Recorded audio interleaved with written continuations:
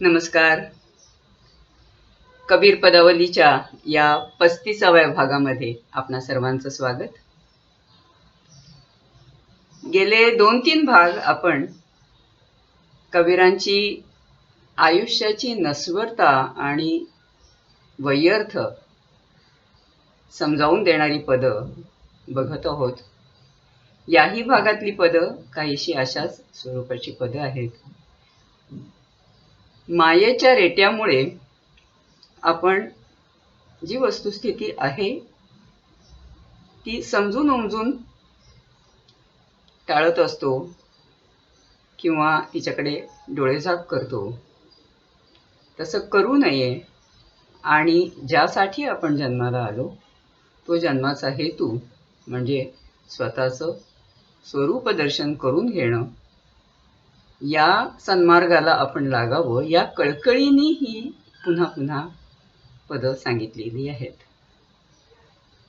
कदाचित कबीरांच्या आयुष्यात ती वेगवेगळ्या वेळी त्यांच्या मुखातून निघाली असतील, पण इथे संकलनात एकामागे एक वाचताना आपल्याला थोडं उदास वाटतं, आश्चर्य वाटतं की किती वेळा, पण किती वेळा म्हणजे इतके वेळा सांगूनही आपल्याला विवेक सुचत नाही, म्हणून ते कष्टी होत आहेत.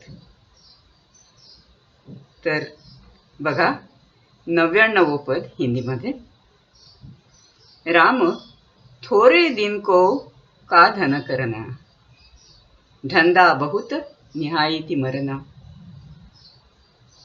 कोटी धज साह हस्ती बंध राजा, कृपन को धन कौने काजा, धन के गर्वी राम नहीं जाना, नागा भय जंग पे गुदराना, कह कबीर चेतहु रे भाई, हंस गया कछु संगी न जाई.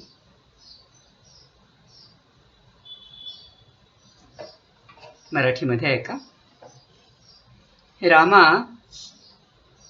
धन 4 दिसांचे कशास जोडायाचे, रामा धन 4 दिसांचे कशास जोडायाचे, फुकाच धंद्या पायी शिणुनी, अखेर आहे मरायचे, अखेर आहे मरायचे. कोट्याधीश गजपती व राजा, कृपणाचे धन येईन काजा, धनगर्वाने राम न गणिला, नागवाच यमद्वारी गेला, सवे येईना काही उडता हंस, कबीर म्हणे बांधवा जागरे ऐक. काल परवाच कोणाशी तरी बोलताना ते गृहस्थ असं म्हणाले की पूर्वी आपल्याकडे 4 आश्रम असायचे, आता आपल्याकडे फक्त गृहस्थाश्रम हा एकच प्रॉमिनंट महत्वाचा आश्रम उरलेला आहे, आणि वानप्रस्थाश्रम आणि संन्यासाश्रम याला आपल्या संस्कृतीमध्ये आता विस्मृतीत दौडतायत का काय अशी काळजी वाटावी अशी अवस्था आहे. आपण अगदी मरेपर्यंत जो आहे तो पैसा आपल्याला पुरेल का नाही, सतत आणखीन काहीतरी त्यात भर घालत राहायला पाहिजे, इन्फ्लेशनमुळे काय होईल वगैरे या विवंचनेमध्ये असतो. पण कुठलं धन कुठवर तुम्हाला कामी येणार आहे याचाही विचार विवेक असायला हवा. तर इथे ते म्हणत आहेत की कितीही जोडलं तरी हे जे धन आहे ते मरणानंतर तुमच्या बरोबर येणार नाहीये, त्याचा तुम्हाला काहीही नंतर फायदा नाही. अगदी कोट्याधीश किंवा राजे राजवाडे जरी झाले तरी त्यांना अखेर हे सगळं इथेच सोडून जायचं आहे. श्वासोश्वासाचे सोहमचे वारे शरीरात खेळत असेपर्यंतच त्या शरीराला माणूस म्हणून प्रतिष्ठा असते.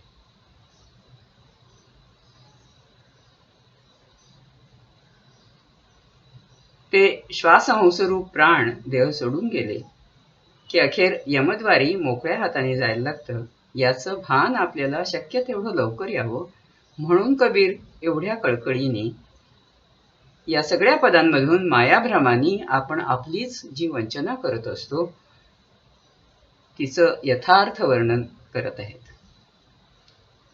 परमार्थाच्या परिभाषेमध्ये सोहम आणि हंसहा या शब्दांनी आत्मा आणि परमात्मा यांचं ऐक्य ध्वनित केलेलं आहे. संस्कृतमध्ये सहा म्हणजे तो म्हणजे परमात्मा आणि अहम म्हणजे मी जीवात्मा या दोन्हीचा मिलाप तो सोहम किंवा अहम आणि स या दोन्हीचा मिलाप म्हणजे हंस असा निर्देश होतो. म्हणून शेवटच्या ओळीमध्ये ते जे म्हणतायत, सवे येईना काही उडता हंस, तर तो हंस हे एकच सत्य, नित्य आणि कायमच आहे. श्वास जेथीचा तेथे परतल्यानंतर उरतं त्या कलेवराला कोणी माणूस समजत नाही. त्याची निव्वळ राखच होते. हे ध्यानात धरून तरी आपण परमार्थाच्या मार्गावरती पाऊल ठेवावं म्हणून आपल्याला कबीर जाग आणतायत. ऐका पद 100 हिंदीमधून. काहे को माया दुख करी जोरी, हाथी चून गज 5 पछेवरी. ना कोई बंध ना भाई साथी, बांधे रहे तुरंग महाथी. मैडी महल बावड़ी छाजा, छाड़ी गए सब भूपति राजा. कहे कबीर राम ल्यो लाई, धरी रही माया काहू खाई. फार आश्चर्य वाटतं की इतक्या कमी ओळींमध्ये इतकं सत्यविदारक असं चित्र ते उभे करतात. ऐका मराठीतून.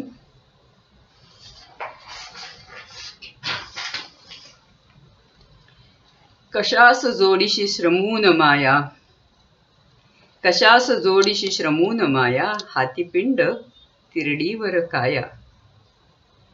नसेल बंधू बांधव साथी, इथे बांधले उरतील हत्ती. माळे महाल विहिरी सज्जे, सांडून गेले सारे राजे.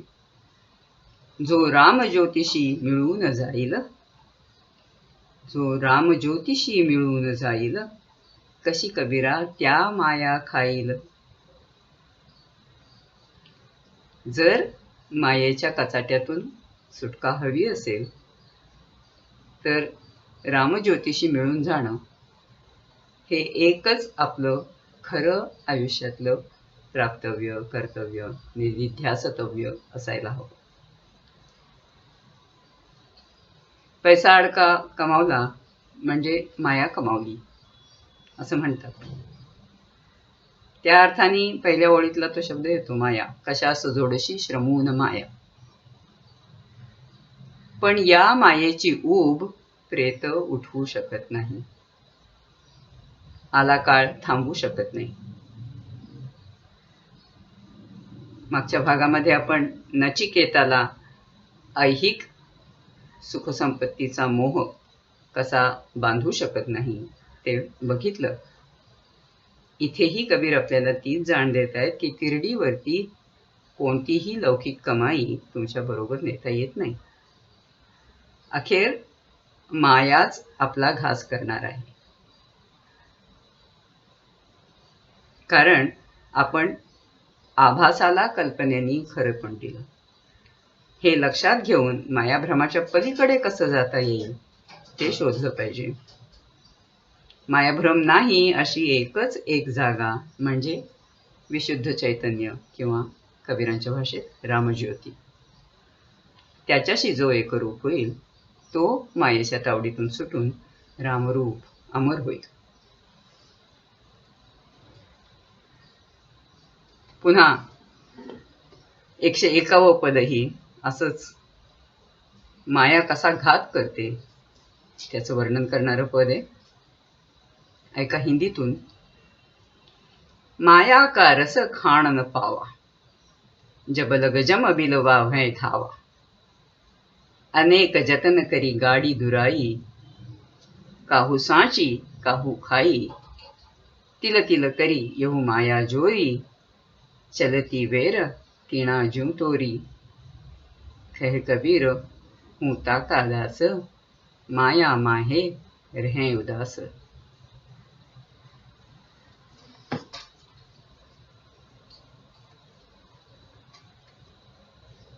अगदी नेमक्या 4 ओळी आहेत. मराठीत ऐका. माया रस भोगू जाय कोणी, यमबोका तोवर त्या हाणी. माया रस भोगू जाय कोणी, यमबोका तोवर त्या हाणी. युक्ती प्रयुक्तीने गाडून ठेवी, काही राखे काही खाई. तिळ तिळ करून जोडी माया, अंतिपरी ती इथेच वाया. कबीर म्हणे, मी तुझाच दास, माया बाजारात उदास.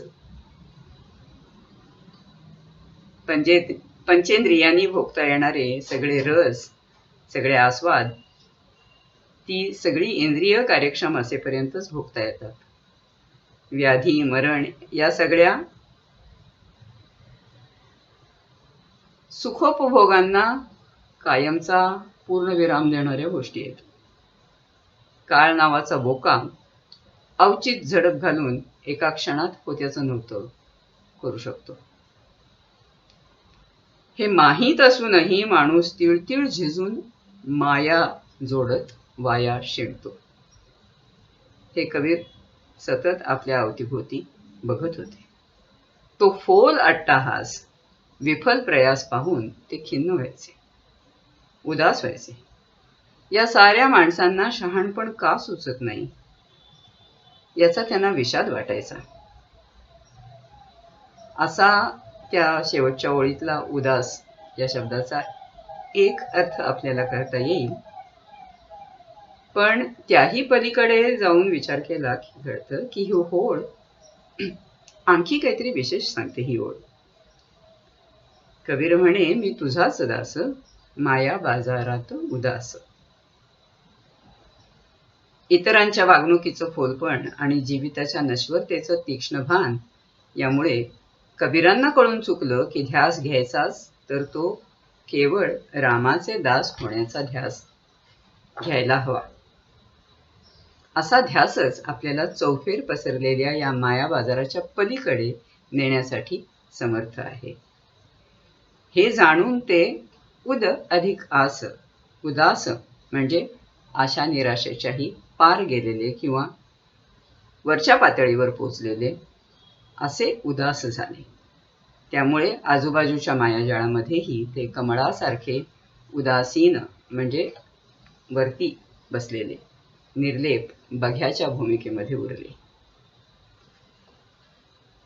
तो एक त्यांचा प्रसिद्ध दोहा आपल्याला आठवत असेल की बाजारात हिंडतो आहे पण बाजारातलं काही नको आहे,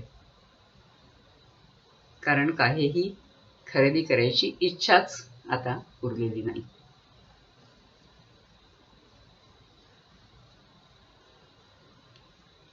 पद 102 जरा थोडं मोठं पद आहे.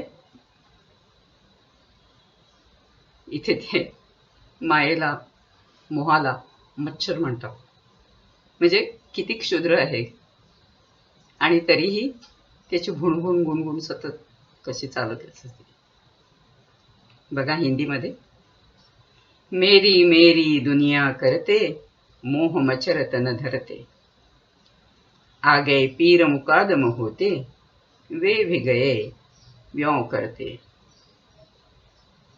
किसकी ममा चची पुनी किसका, किसका पंगुड़ा जोई, यहू संसार बाजार मंड्या है, जानेगा जन कोई.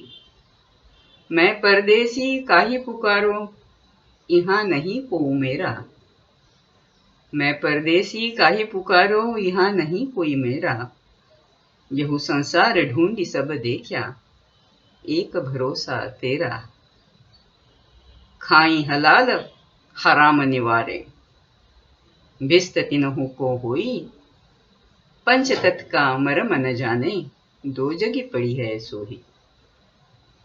कुटुंब कारणी पाप कमावे, तू जाने घर मेरा, कुटुंब कारण पाप कमावे तू जाने घर मेरा, ऐ सब मिले आप सवारथ, यहाँ नहीं को तेरा। सायरो उतरे पंथ सवारो, बुरा न किसी का करना, कहे कबीर सुनहु रे संतो, जवाब खसम को भरणा। हा जो खसम शब्द आहे तो अनेकदा येतो कबीरांच्या पदांमध्ये देवाला उद्देशून, की देव हा एकटाच खरा भरता, खरा पती आहे, खसम आहे. तर शेवटी ते म्हणतायत की त्याला आपल्याला उत्तर जाब द्यायचा आहे, याचं भान असू दे. बघा मराठीतून. माझे माझे करीत दुनिया, मोह मत्सरा जोपासे, झाले पूर्वी पीर मुकादम, तेही गेले असे तसे. चुलता कोण नि मामा कुठचे, लाडका कुणाचा बाळ, बाजारच हे जग निव्वळ हो, जाणील एखादा विरळ. कुणा पुकारू मी परदेशी, कुणा पुकारू मी परदेशी, इथे न कुणीही माझे, जग ढुंडाळून चुकलो कळले, विश्वासाचे स्थान तुझे. हलाल खाऊन हराम होती, त्या कशी वाटावी भिस्त, मर्म न जाणती पंचतत्वाचे, त्या नरक चिखचित. पाच कमावून प्रपंच करीती, माझे माझे घर हे म्हणती, सारे जमले स्वार्थापुरते, कुणी न तुझे जगती, कुणी तुझे ना जगती. सागर तरण्या नेक पंथ धर, अनहित कधीही चिंतू नको, संता जाब पतीस द्यायचा, कबीर म्हणे हे विसरू नको.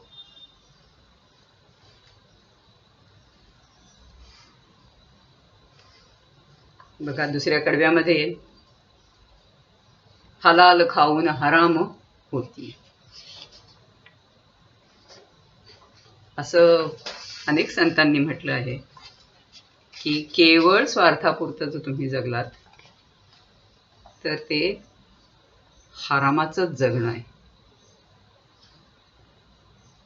आपल्या पलीकडे जाऊन जर विचार करता आला नाही माणसाला तर काहीच श्रेयस आयुष्यामध्ये नाही. जग केवळ दिल्या घेतल्याचा व्यवहार आहे हे फारच थोड्या लोकांच्या ध्यानात येतं. नातीगोती, पदव्या, सन्मान, प्रतिष्ठा, माझं तुझं आणि त्यामुळे निपजणारे रागलोभ, क्षोभ हे सगळे मच्छरा इतके क्षुल्लक असतात, कारण ते सगळं भासमान असतं.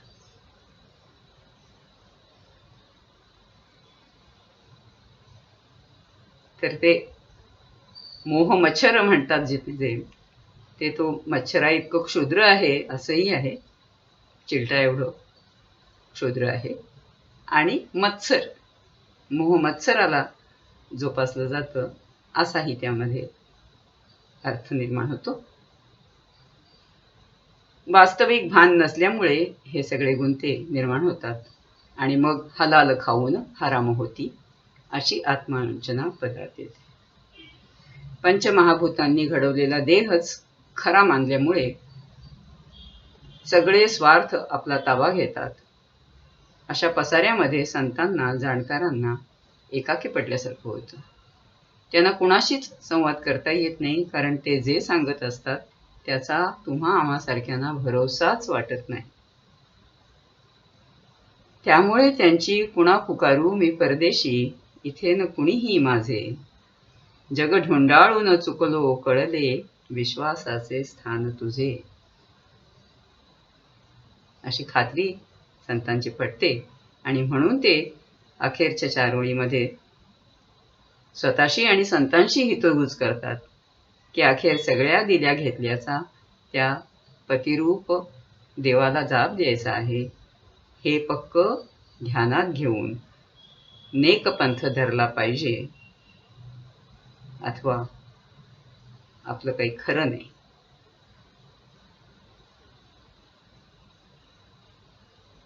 या नंतरच्या पदामध्ये कबीरांना पुन्हा एकदा नवल वाटतं की धर्माच्या नावाखाली लोक किती खुळचट वितंडवाद घालतात आणि खरं खरं जे काय आयुष्याचं ध्येय आहे त्याला पूर्णपणे डावलून टाकतात. बघा पद 103 हिंदीमध्ये. रे यामे क्या मेरा क्या तेरा, लाजन मरही कहत घर मेरा, चारी पहर निसी भोरा, जैसे तरवर पंखी बसेरा, जैसे बनिए हाट पसारा, सब जग का सो सिरजनहारा, ये ले जा रे वे ले गाड़े, इन दुखी दोई घर छाड़े, कहत कबीर सुन हो रे लोई, हम तुम बिनसी रहेगा सोई. तो एकटाच परमात्माच अंतिम सत्य आहे. बाकी आपण सगळे क्षणभंगूर जीवनामध्ये येतो जातो. कसे तर एखादा दुकान थाटून बसतो बाजारामध्ये, आठवड्याच्या बाजारामध्ये, पण संध्याकाळ झाली की ते सगळं दुकान आटपून आपलं गाठोडं बांधून चालू लागतो. तर त्या स्वरूपाचं इथे वर्णन येतं. ऐका पद 103 मराठीतून. कसले येथे तुझे नि माझे, निलाजऱ्या म्हणशी घर माझे, रात पहाट प्रहर 4 असणे, पक्षी जणू झाडावर बसणे, वाण्याचा बाजार तसा तो, स्रष्टा माया वाण मांडतो, वाण्याचा बाजार तसा तो, स्रष्टा माया वाण बांधतो, हे जाळती अंते का पुरती, या दुःखातच धरा सोडती, कबीर म्हणे ऐक लोई तू, उरे मात्र तो मी तू नासू.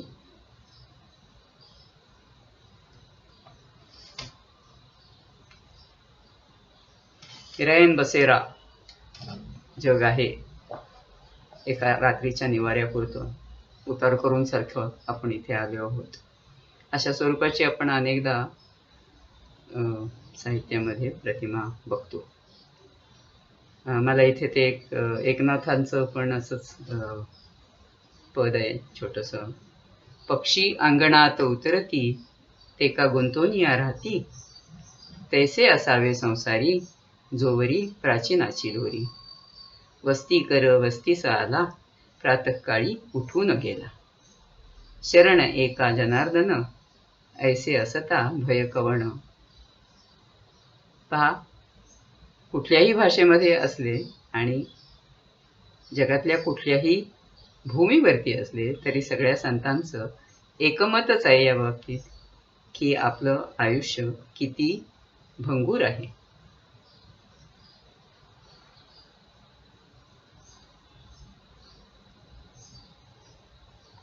मग असं भंगूर आयुष्य आहे, त्याच्या विवंचनेत पडण्यापेक्षा हम तुम बिनसी रहेगा सोई, तो एकटाच शाश्वत पुरणार आहे, हे भान लवकर जागवून घेणं हेच महत्वाचं आहे.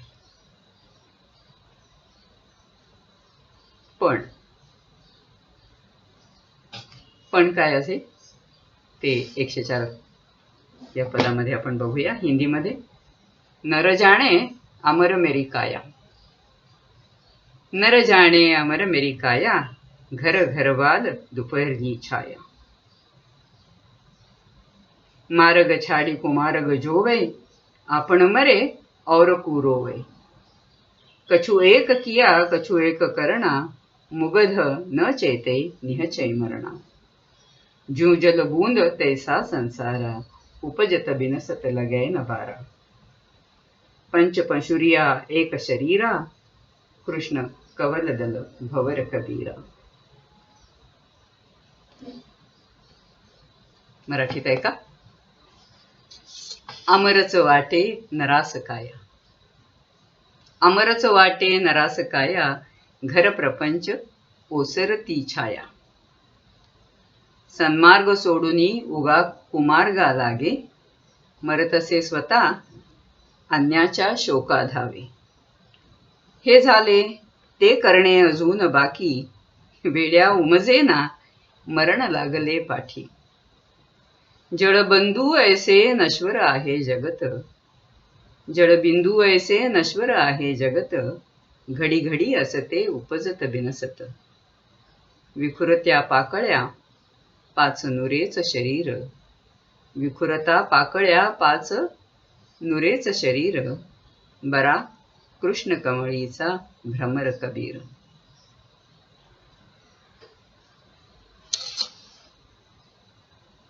आपण आपली उठाठेव सोडत नाही सॉरी, याचं हेच कारण आहे की आपल्याला आपण मर्त्य आहोत हे भान फार काळ आवडत नाही, त्याचं चिंतन आपल्याला कंटाळवाणं वाटतं आणि सतत आपण जे काय मिळवलं ते बाजूला ठेवून आणखीन पुढे काय करता येईल, आणखीन काय मिळवायचं आहे याच्या विवंचनेमध्ये धावत असतो.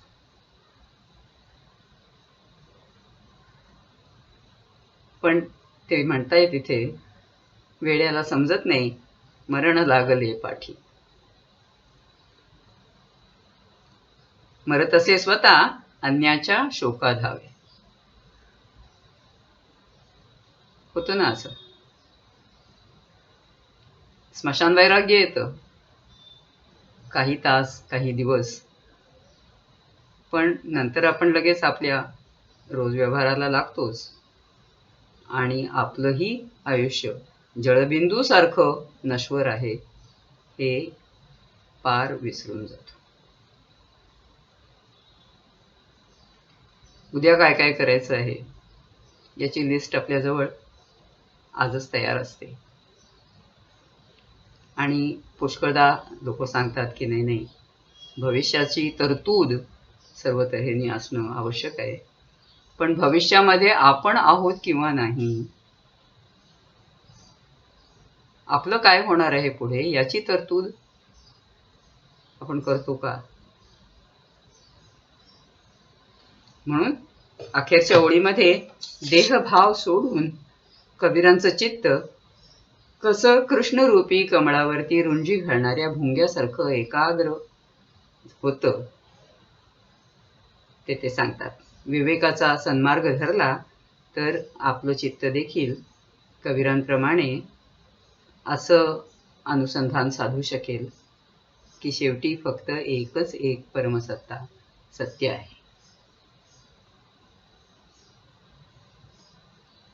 जळबिंदू ऐसे नश्वर आहे जगत, पंचमहाभूतांच्या पाच पाकळ्या एकत्र जुळल्या की उपजणारं शरीर त्या विखुरल्या म्हणजे लयाला जातं. हे नजरेआड करून आपण विवेकाचा सन्मार्ग सोडून विवंचनेत पडतो. रोज घडीला कुणा ना कुणा आपतेष्टाच्या मृत्यूची बातमी येते, तरीही दुसऱ्याच्या मरण्याच्या शोकामागे आपण जिवंत आहोत हा हर्षच खरा तर दडलेला असतो का काय?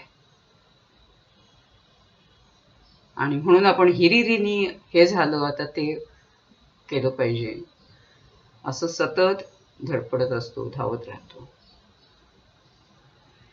मृत्यूविषयीचं सम्यक भान आल्यावरच आपण विवेकाच्या सन्मार्गाला लागू या बोधावर आज इथेच थांबूया. नमस्कार.